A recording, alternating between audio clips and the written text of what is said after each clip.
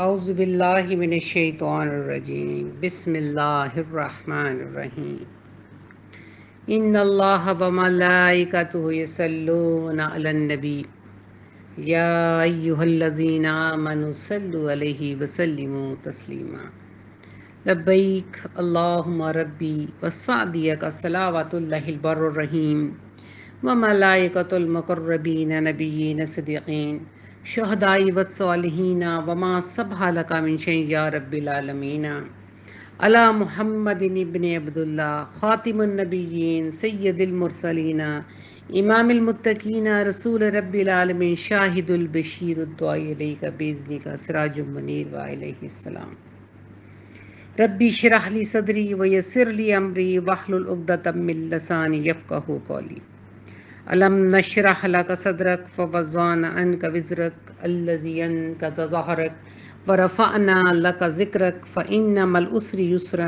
إن مع العسر يسرا فإذا فرغت فانصب وإلى ربك فارغب اللهم اجعل صلواتك وبركاتك على محمد النبي وأزواجه أمهات المؤمنين وذرياته وأهل بيته كما صليت على إبراهيم إنك حميد مجيد۔ میں اپنی بہنوں سے چند باتیں شیئر کرنا چاہ رہی ہوں اور کرونا وائرس کے حوالے سے کچھ باتیں بتانا چاہتی ہوں کہ ہر طرف کرونا وائرس کا خوف و ہراس پھیلا ہوا ہے۔ میرا خیال یہ ہے کہ ہم بہت زیادہ کرونا وائرس سے خائف ہو گئے ہیں۔ بیماریاں جو ہیں نا وہ سب اللہ کی طرف سے ہیں۔ تو اللہ تعالیٰ پہلے تو آپ اللہ کی حفاظت میں آ جائیں کہ فاللہ خیر حافظ وہو ارحم الراحمین، سورۃ یوسف کی آیت ہے کہ میرا رب ہی میری حفاظت فرماتا ہے اور وہی رحمان ہے۔ اور سورۃ تغابن میں اللہ تعالیٰ فرماتا ہے ما اصاب من مصیبت الا باذن اللہ ومن یؤمن باللہ یہد قلبہ واللہ بکل شیء علیم۔ کوئی مصیبت نازل نہیں ہوتی مگر اللہ کے حکم سے، اور جو شخص اللہ پہ ایمان لاتا ہے تو وہ اس کے دل کو ہدایت دیتا ہے، اور اللہ ہر چیز سے باخبر ہے۔ تو ہمیں پتہ لگا کہ کوئی مصیبت ایسی نہیں ہے جو اللہ کے اذن کے بغیر بندوں کو پہنچتی ہے۔ پہلے تو ہمارا یہ یقین کامل ہونا چاہیے کہ اس کی اجازت کے بغیر ہمیں کوئی مصیبت چھو نہیں سکتی، ہم پر حملہ آور نہیں ہو سکتی۔ تو خدا را اس خوف سے باہر آئیں کہ یہ ہمارا کچھ نقصان کر سکتا ہے۔ یہ سب کچھ اللہ کے ہاتھ میں ہے۔ دوسری بات کہ کچھ تکلیفیں ایسی ہیں جس کا اللہ تعالیٰ نے، جیسے قرآن شفا بھی ہے، دعا بھی ہے، دوا بھی ہے۔ شفا بھی ہے، دعا بھی ہے اور دوا بھی ہے، کیونکہ اللہ تعالیٰ قرآن پاک میں فرماتا ہے کہ یہ سراسر شفا ہے۔ اس سے ہم ہدایت بھی حاصل کرتے ہیں اور شفا بھی حاصل کرتے ہیں، اور اللہ تعالیٰ اس سے ہم پر کرم بھی کرتا ہے۔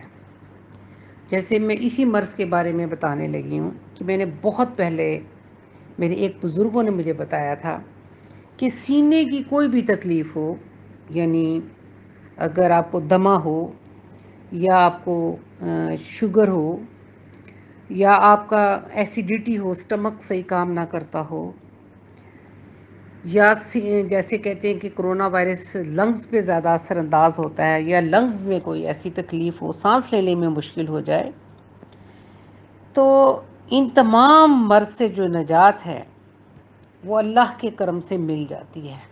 طب نبوی میں شہد کا بڑا عمل دخل ہے، آپ سب کو پتہ ہوگا کہ اللہ کے رسول فرماتے ہیں کہ جو شخص دن کے شروع میں 1 چمچ شہد کی پی لیتا ہے وہ کسی بڑے حادثے سے دوچار نہیں ہوتا۔ یہ بات کنفرم ہو گئی کہ اللہ کے رسول صلی اللہ علیہ وسلم نے فرمایا کہ شہد پینے والا اس دن، جس دن وہ شہد پی لیتا ہے، وہ کسی بڑے حادثے سے دوچار نہیں ہوتا۔ تو یہ بڑا مجرب عمل ہے کہ بیری کے درخت کا اگر چھتا ہو تو، یا کوئی بھی شہد مل جائے، اگر بیری کا نہ ملے تو آپ اس شہد کو 1.25 کلو لے لیں، ایک بوٹل بھر لیں، اور اس کے اوپر جو ہے نا آپ نے پڑھنا ہے یا ذل جلالی والاکرام۔ پہلے آپ 40 دفعہ درود ابراہیمی پڑھ لیں، پھر اس کے بعد آپ یا ذل جلالی والاکرام 500 دفعہ پڑھیں گے۔ کتنی دفعہ؟ 500 ٹائمز۔ اور پھر 40 دفعہ آپ درود پڑھیں گے، درود ابراہیمی 40 دفعہ پہلے اور 40 دفعہ بعد میں۔ پھر آپ یا ذل جلالی والاکرام 500 ٹائم پڑھ کے اس شہد پر دم کر دیں، اور اس شہد کو تمام گھر والے استعمال کریں، اور مریض کو یہ شہد پلایا جائے، مریض کو یہ شہد دیا جائے تاکہ اس کو اللہ شفا دے۔ یہ میرا پرسنل ایکسپیرینس ہے کہ ہارٹ کا مرض ہو یا ایسیڈیٹی ہو، سٹمک ٹھیک کام نہ کرتا ہو، قبض ہو، اور میدے میں ہر ٹائم گیسٹرک پرابلم ہو، دمہ ہو، غرض کہ کوئی بھی سینے کی تکلیف جو ہے وہ اس کے کرنے سے چھٹ جائے گی، دور ہو جائے گی، اس سے اللہ تعالی ہمیں نجات دے دے گا۔ ایک تو پلیز یہ بہنیں اس چیز کو عام کر دیں کہ انشاءاللہ، اور اگر روز کوئی پڑھ لے اس کو 500 ٹائمز فجر کے بعد، 500 ٹائم فجر کے بعد پڑھ لیں، تو اسے ڈیلی پڑھ لیں، ڈیلی پانی پہ بھی دم کر لیں اور شہد پہ بھی کر لیں، اور اسے آپ استعمال کریں، تو انشاءاللہ تعالیٰ پورے دن بھر کے تمام تفکرات، تمام پریشانیاں اس اسم اعظم سے، یا ذل، آپ زبر سے پڑھیں گے، یا ذل جلالی والاکرام، یا ذل جلالی والاکرام، یا ذل جلالی والاکرام۔ یہ ایک بات ہو گئی۔ اور دوسری بات یہ ہے کہ ہر شخص یہ سمجھ رہا ہے کہ کرونا وائرس ہم پر اللہ کا عذاب ہے، خوف زدہ ہے، پریشان حال ہے، چونکہ آنا جانا بھی بند ہے، محفلیں بھی ختم ہیں، شاپنگ بھی ختم ہے، لہٰذا ہر بندہ گھر میں رہ کے ڈپریس ہو چکا ہے اور پریشان حال ہے۔ لیکن جن کو اللہ نے قرآن پاک کی دولت سے مالا مال کیا ہے، یا ذکر و فکر کے وہ آتی ہیں، چونکہ اللہ بذکر اللہ تطمئن القلوب، کہ یاد رکھو کہ اللہ کے ذکر سے قلوب مطمئن ہوتے ہیں، تو جو تو اس کام میں مشغول ہیں، اللہ تعالیٰ نے ان کے دلوں کو ٹھہرایا ہوا ہے، وہ سکون کی حالت میں ہیں، اور دوسروں کو بھی سکون مہیا کر رہے ہیں، یہ لازم و ملزوم ہے۔ تو اس کے اندر میں چند جو ہے وہ آیات، چند کلمے جو اللہ کے رسول صلی اللہ علیہ وآلہ وسلم نے تب بیان فرمائے جب لوگ مشکلوں میں گھر گئے، یعنی کوئی اگر پریشانی میں ہے، تکلیف میں ہے، مصیبت میں ہے، اور اس کی پریشانی ٹل نہیں رہی، مشکل میں ہے، تو نبی اکرم صلی اللہ علیہ وسلم کے یہ کلمے حضور اکرم صلی اللہ علیہ وسلم کی زبان مبارک سے نکلے، جو کہ مشکوٰۃ شریف میں موجود ہیں۔ یہ وہ کلمے ہیں جو مشکوٰۃ شریف میں موجود ہیں۔ اللہ کے رسول صلی اللہ علیہ وسلم نے چند چیزیں 100 بار پڑھنے کے لیے تلقین کی۔ یہ وہ کلمے ہیں جو آپ اپنے روزمرہ کی زندگی میں پڑھتے چلے آئے ہیں، الحمدللہ۔ صرف ایک ریمائنڈر ہے تاکہ آپ کو یاد آ جائے کہ یہ کلمے اس ترتیب سے اگر پڑھ لیے جائیں، اس ترتیب سے، جس ترتیب سے میں آپ کو بتانے لگی ہوں، تو انشاءاللہ العزیز اس کا بہت زیادہ فائدہ ہوگا آپ کو انشاءاللہ۔ پہلا کلمہ ہے رب اغفر لی وتب علی انک انت التواب الغفور۔ رب اغفر لی، اے اللہ مجھے بخش دے اور میری توبہ کو قبول کر، کیونکہ تو سب سے بڑا توبہ قبول کرنے والا ہے۔ سب سے پہلا کام جو بتایا ہے وہ توبہ کرنی ہے اللہ کے آگے، کہ اللہ تعالیٰ ہم سے یہ قصور ہو گئے ہیں، ہماری توبہ کو قبول فرما، یہ ہم سے قصور ہو گئے ہیں، اللہ تعالیٰ ہمیں معاف فرما دے۔ سب سے پہلے ہم نے اللہ کی بارگاہ میں، کیونکہ قرآن بار بار کہہ رہا ہے کہ ایمان والو اللہ کے سامنے توبہ کرو، استغفار پڑھو، جو بھی مشکل آ جاتی اس کے لیے توبہ کا حکم ہے۔ رب اغفر لی وتب علی انک انت التواب الغفور۔ دوسرے نمبر پہ اللہم اجرنی من النار، اے اللہ مجھے جہنم کی آگ سے بچا لینا، مجھے آگ سے محفوظ رکھنا۔ تو جیسے دیکھیں آپ تراویحیں پڑھتے رہیں پورے رمضان میں، کتنی تعریف کرنے کے بعد اللہ نے یہ دعا ہمیں سکھائی۔ وہ دعا کیا ہے جو تراویح نماز کی دعا ہے؟ سبحان ذی الملکی والملکوتی، سبحان ذی العزتی والعظماتی والہیباتی والقدراتی والکبریاء والجبروت، سبحان المالک الحی الذی لا ینام ولا یموت، سبح قدوس ربنا ورب الملائکۃ والروح، اللہم اجرنی من النار، اللہم اجرنی من النار، اللہم اجرنی من النار۔ کہ ہم اللہ نے یہ تعریف ہمیں خود سکھائی کہ یوں کہو کہ سبحان ذی الملکی والملکوتی، سبحان ذی العزتی، تیری عزت کی قسم، والہیباتی والقدراتی والکبریائی والجبروت۔ اتنے کلمے ادا کرنے کے بعد پھر ہم کہتے ہیں اللہم اجرنی من النار، ہمیں اللہ آگ سے بچا لینا، ہم جہنم کی آگ برداشت نہیں کر سکتے۔ پھر تیسرے نمبر پہ ہے لا حول ولا قوت الا باللہ۔ یہ بہت خوبصورت کلمہ ہے۔ یہ کیا کلمہ ہے؟ نبی اکرم صلی اللہ علیہ وسلم فرمایا، جیسے سورۃ کہف میں اللہ فرماتا ہے المال والبنون زینت الحیات الدنیا، تمہارے بال اور بیٹے تو دنیا کی زینت ہیں، والباقیات الصالحات، باقی رہ جانے والے عمل کون سے ہیں جو تمہیں کرنے ہیں؟ تو صحابہ کرام نے نبی اکرم صلی اللہ علیہ وسلم سے پوچھا یا رسول اللہ صلی اللہ علیہ وسلم باقیات الصالحات کیا ہیں؟ باقیات الصالحات کیا ہیں؟ تو نبی اکرم صلی اللہ علیہ وسلم نے ارشاد فرمایا لا حول ولا قوت الا باللہ۔ فرمایا باقیات الصالحات کثرت سے کیا کرو۔ پوچھا یا رسول اللہ باقیات الصالحات کیا ہیں؟ فرمایا لا حول ولا قوت الا باللہ، جو خاص عرش کے خزانوں سے نکال کے لیے گئے، اور 99 بیماریوں کا علاج، 99 بیماریوں کا علاج اس ایک کلمے کے اندر ہے، لا حول ولا قوت الا باللہ۔ اور پھر جب نبی اکرم صلی اللہ علیہ وسلم معراج پہ گئے تو حضرت ابراہیم علیہ السلام نے یہ نبی اکرم صلی اللہ علیہ وسلم کو بتایا کہ اے نبی اپنی امت سے کہہ دیں کہ جنت کے پودوں میں کثرت کریں، کیونکہ اس کی مٹی پاک ہے، اس کی زمین وسیع ہے۔ تو حضور اکرم صلی اللہ علیہ وسلم نے دریافت کیا کہ جنت میں پودے لگانا کیا ہے؟ تو حضرت ابراہیم علیہ السلام نے ارشاد فرمایا لا حول ولا قوت الا باللہ۔ یہ میں چھوٹی چھوٹی چیزیں اس لیے ڈیفائن کر رہی ہوں تاکہ آپ پوری کنسنٹریشن کے ساتھ، پورے خشوع اور خضوع کے ساتھ بارگاہ الہی میں جائیں، اور یہ تصور کرتے ہوئے کہ ان کلموں کے کیا فائدے ہیں، اور یہ رسول اللہ صلی اللہ علیہ وسلم کی مبارک زبان سے یہ کلمے نکلے ہیں، ظاہر ہے ان کا تو ہر کلمہ ہی دعا بن جاتا ہے، وہ جو بیان کرتے ہیں وہ ہر کلمہ دعا ہے اور اس پر قبولیت کا سایہ ہے۔ تو لا حول ولا قوت الا باللہ ہمیں یہ پتہ لگ گیا، اور اس کے بعد 100 دفعہ ہم نے یہ پڑھنا ہے، پھر 100 دفعہ ہم نے پڑھنا ہے سبحان اللہ والحمد للہ ولا الہ الا اللہ واللہ اکبر ولا حول ولا قوت الا باللہ العلی العظیم۔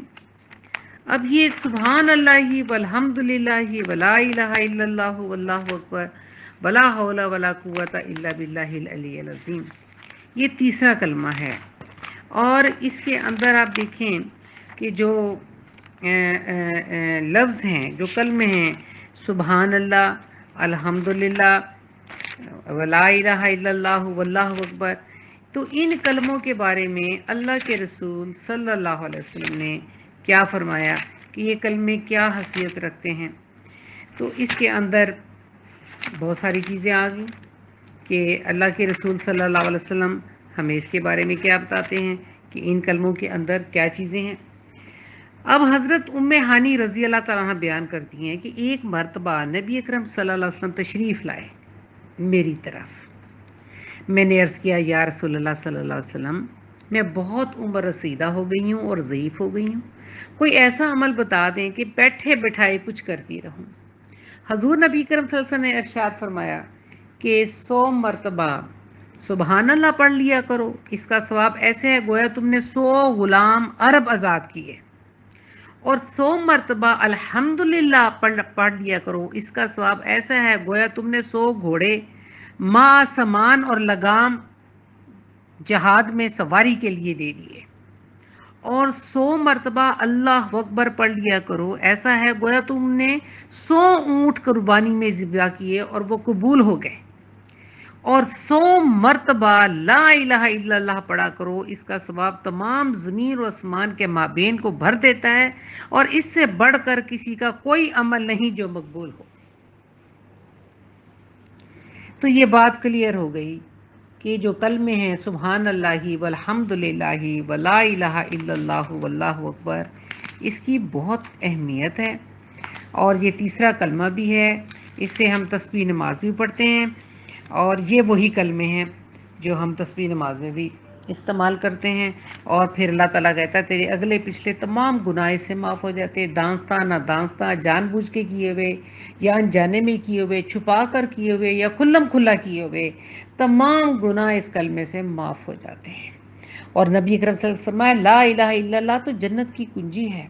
نبی اکرم صلی اللہ علیہ وسلم فرمایا کہ جو شخص خلوص دل سے لا الہ الا اللہ کہتا ہے اسے جنت میں جانے سے کوئی نہیں روک سکتا۔ تو صحابہ کرام نے پوچھا یا رسول اللہ خلوص دل کیا ہے؟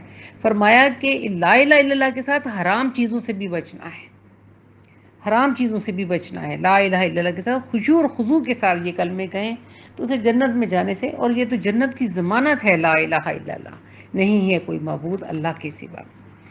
پھر آپ دیکھیں حسبنا اللہ و نعم الوکیل، یہ 100 دفعہ پڑھنا ہے۔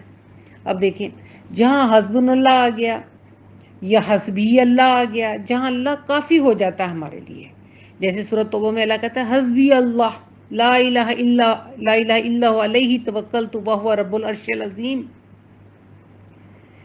اور حسبنا اللہ و نعم الوکیل و نعم المولا و نعم النصیر، اور پھر اللہ سورۃ مزمل میں بیان کرتا ہے رب المشرقی والمغربی لا الہ الا هو فاتخذہ وکیلا، بنا مجھے اپنا وکیل، میرے سوا تیری یہ مشکل ٹالنے والا کوئی نہیں، تو بنا لے مجھے اپنا وکیل، ٹھیک ہے، میرے سپرد کر دے، جیسے حضرت موسیٰ نے کہا فَوِدُّ أَمْرِي إِلَّا اللَّهِ إِنَّ اللَّهَ بَصِيرٌ بِالْعِبَادِ، میں نے اللہ اپنا کام تو اللہ کے سپرد کر دیا، بے شک وہ اپنے بندوں کو دیکھ رہا ہے۔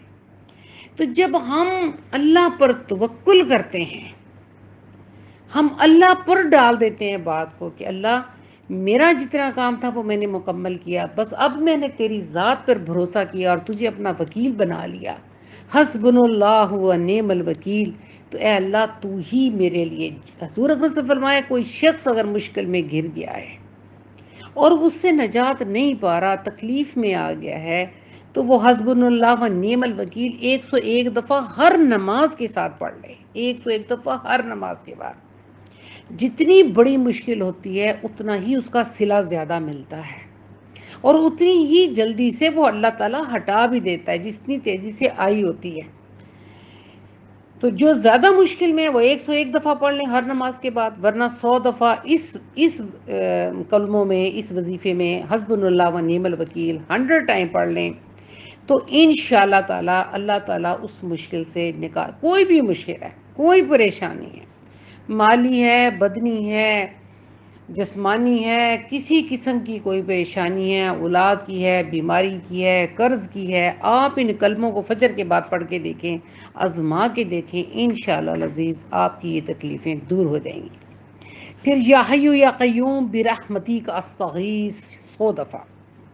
دیکھیے یا حی یا قیوم اسم اعظم ہے، میں جتنی بات کر رہی ہوں اسم اعظم کی کر رہی ہوں۔ یا حی یا قیوم ہم جب اللہ کو غنیت و طالبین میں شیخ عبد القادر جیلانی فرماتے ہیں کہ حضرت سلیمان علیہ السلام نے اپنے درباریوں کو کہا تھا کہ بلقیس کا جو تخت ہے وہ کون میرے پاس لا کر حاضر کرے گا؟ تو دربار میں موجود ایک جین نے عرض کیا کہ میں اتنے وقت میں آپ اس دربار سے اٹھنا نہ پائیں گے تو میں یہ بلقیس کا دربار حاضر کر دوں گا، بلقیس کا تخت یہاں لاؤں گا۔ سلیمان علیہ السلام کا صبح سے دوپہر تک کے وقت تک جاری رہتا تھا، لہذا حضرت سلیمان علیہ السلام نے کہا کہ میں چاہتا ہوں کہ بہت جلد جو ہے نا وہ دربار میرے سامنے پیش ہو جائے۔ تو وہاں کوئی اللہ والا عاصم بن برخیہ بیٹھے تھے جو کتاب کا علم رکھتے تھے، تو انہوں نے اسی اسم اعظم سے یا حیو یا قیوم سے وہ آگاہ تھے، انہوں نے اسی اسم اعظم کا باوضو ہو کر سجدے میں ورد کیا، اور بلقیس کا تخت جو تھا وہ حضرت سلیمان کے دربار میں آ گیا۔ کہنے کا مقصد یہ ہے کہ اس میں اعظم ہے، یہ ایک ایگزامپل ہے، لیکن جب نبی اکرم صلی اللہ علیہ وسلم جنگ بدر میں تھے تو وہاں جب دیکھا کہ 313 کے مقابلے میں بہت سارے کفار ہیں جو آگے مقابلے کے لیے، تو سجدے میں گئے اور نبی اکرم صلی اللہ علیہ وسلم نے اس کلمے کو دہرایا، یا حیو یا قیوم برحمتی کا استغیث، اور دعا مانگی۔ تو اللہ تعالیٰ نے دعا قبول کر لی اور جنگ بدر کا تمام سین چینج ہو گیا اور اللہ تعالیٰ نے کھلی فتح عطا فرمائی۔ تو یہ جو بھی بندہ یا حیو یا قیوم کا ورد کرتا رہتا ہے، ہر مشکل کام کو یہ آسان کر دیتا ہے۔ یہ دعا اللہ تعالیٰ کی بارگاہ میں قبول ہے، اللہ تعالیٰ ہر مشکل کو آسان فرما دیتا ہے۔ یہ اسم اعظم ہے، اسے باوضو حالت میں بکثرت اس کا ذکر کریں اور پھر اسی کے وسیلے سے اللہ تعالیٰ کے حضور اپنی مشکل کو بیان کریں، اگر اللہ تعالیٰ نے تاکہ اللہ تعالیٰ نے دعا کو قبولیت کی سند بخشے اور مشکلات کو حل کر دے۔ اس اسم اعظم کی بکثرت ورد کرنے سے دین اور دنیا کی کامیابیاں حاصل ہوتی ہیں اور بگڑے کام سارے ہی حل ہو جاتے ہیں۔ یہ بھی اسم اعظم ہے۔ اس سے اگلا ہے یا ذل جلال والاکرام 100 دفعہ۔ حضرت علی رضی اللہ تعالیٰ عنہ سے مروی ہے کہ اسم اعظم کے ساتھ جس نے بھی دعا مانگی اللہ تعالیٰ نے اس کی دعا قبول فرمائی، اور اسم اعظم کے وسیلے سے جس نے جو کچھ مانگا اللہ تعالیٰ نے اسے عطا فرمایا۔ وہ اسم اعظم یا ذل جلال والاکرام ہے، یا ذل جلال والاکرام۔ آپ دیکھیں سورۃ رحمان میں بھی 2 دفعہ، ایک دفعہ یا ذل جلال والاکرام آتا ہے، ایک دفعہ یا ذل جلال والاکرام آتا ہے، ٹھیک ہے۔ اور سورۃ رحمان کو قرآن کی زینت کہا گیا، اور سورۃ یاسین کو قرآن کا دل کہا گیا۔ تو اس سے ہمیں یہ پتہ لگا کہ یا ذل جلال والاکرام اسم اعظم ہے۔ پلیز پورے یقین کے ساتھ اس اسم اعظم کا یہ جو میں ریپیٹ کر رہی ہوں خشوع اور خضوع سے اس کا ذکر کریں، خاموش رہ کے۔ جتنا ہم خاموش رہتے ہیں، کم گفتگو کرتے ہیں اور نامحرموں سے ہم کم ملتے ہیں، ہم اپنی زبان کو اللہ کے ذکر سے پاک رکھتے ہیں، تو اتنی ہی ہماری دعا اللہ کی بارگاہ میں قبول ہوتی ہے۔ حلال اور حرام میں تمیز کرتے ہیں، اللہ تعالیٰ ہمارے قریب ہوتا ہے۔ جو لوگ قرآن پڑھتے ہیں وہ جانتے ہیں کہ اللہ فرماتا ہے کہ میں بتاؤں کہ میں فرشتے کس پر نازل کرتا ہوں، جو کہتے ہیں اللہ ایک ہے اور اس پر وہ ثابت قدم رہتے ہیں، یعنی وہ وحدہ لا شریک ہے، وہ اس کے ذات میں کسی کو شریک نہیں کرتے، وہ تہ دل سے اللہ کے آگے جھکتے ہیں۔ الذین یذکرون اللہ قیاما وقعودا وعلی جنوبہم وَيَتَفَكَّرُونَ فِي خَلْقِ السَّمَاوَاتِ وَالْأَرْضِ رَبَّنَا مَا خَلَقْتَ هَذَا بَاطِلًا سُبْحَانَكَ فَقِنَا عَذَابَ النَّارِ۔ جو کھڑے بیٹھے اور کروٹوں میں اللہ کو یاد کرتے ہیں دن رات، اور اسے کہتے ہیں اللہ تو نے کوئی بھی چیز عبث اور بیکار پیدا نہیں کی، تو تو پاک ہے، بس ہمیں جہنم کی آگ سے بچا۔ جو یہ کہتے ہیں دن رات خشوع اور خضوع سے، اور اسی کے آگے سورۃ عمران میں اللہ فرماتا ہے ربنا اننا سمعنا منادیا ینادی للایمان ان آمنوا بربکم فآمنا فاغفر لنا ذنوبنا وکفر عنا سیئاتنا وتوفنا مع الابرار۔ اے اللہ، ہم نے ایک منادی دینے والے کو سنا۔ وہ یہ منادی دے رہا تھا کہ ان آمنوا بربکم، اپنے رب پہ ایمان لاؤ۔ اس کی آواز میں اتنا درد تھا، فآمنا، ہم ایمان لے آئے، ربنا فاغفر لنا ذنوبنا، اے اللہ ہمارے گناہوں کو بخش دے، وکفر عنا سیئاتنا، ہماری برائیوں کو اچھائیوں میں بدل دے، وتوفنا مع الابرار، ہمیں نیکوکاروں کے ساتھ اللہ رکھ، اس دنیا میں بھی اور آخرت میں بھی ان کے ساتھ جگہ عطا فرما۔ تو جس چیز کو ہم تہ دل سے کرتے ہیں، خشوع خضوع خلوص کے ساتھ کرتے ہیں، وہ اللہ کی بارگاہ میں مقبول ہے۔ اور اس کے بعد صلی اللہ علی حبیبہ محمد و آلہ وسلم 100 مرتبہ۔ یہ تقریباً 8 چیزیں ہیں جو آپ نے چتارنی ہے صبح شام۔ بہت آسان ہے، میرا خیال ہارڈلی اس میں 10-15 منٹ لگیں گے، اور آپ اس وظیفے کو کر لیں گے انشاءاللہ العزیز۔ اور میں چاہتی ہوں کہ میری بہنیں یہ سب کو بتائیں، اور آپ اتنا سکون پائیں گے جب آپ اس میں ریگولر ہو جائیں گے، 1 ہفتہ 2 3 پھر مہینے، یہ آپ کی روٹین بن جائے گی، تو پھر آپ آہستہ آہستہ دیکھیں گے کہ اللہ تعالیٰ آپ کی بہت سی مشکلوں کو حل کرتا ہے۔ اور پھر اس نیت سے پڑھیں۔ کس نیت سے؟ سب سے پہلے نیت یہ ہو، اللہ جل جلالہ میرے گناہوں کو بخش دے، اللہ جل جلالہ مجھے غموں اور پریشانیوں سے نجات دے دے، اللہ جل جلالہ مجھے مصائب اور بلیات اور حادثات اور آفات اور حاسدوں اور دشمنوں کے شر سے محفوظ رکھ، اللہ جل جلالہ مجھے حلال رزق عطا فرما، اللہ جل جلالہ میری دنیا اور دین دونوں سنوار دے۔ اس نیت سے پڑھیں انشاءاللہ۔ جو دونوں چیزیں میں نے آپ کو بیان کی ہیں، ذل جلالی یا ذل جلالی والی اکرام کا ورد، اور یہ جو ہے اپنا یہ 8 چیزیں جو میں نے بیان ترتیب سے کی ہیں، جو اللہ کے رسول صلی اللہ علیہ وسلم نے ہمیں بیان فرمائیں، اور میں نے تھوڑے تھوڑے سے ان کی فضیلتیں بھی بیان کرنے کی کوشش کی ہے تاکہ میری بہنیں خشوع و خضوع سے اس کو کر سکیں۔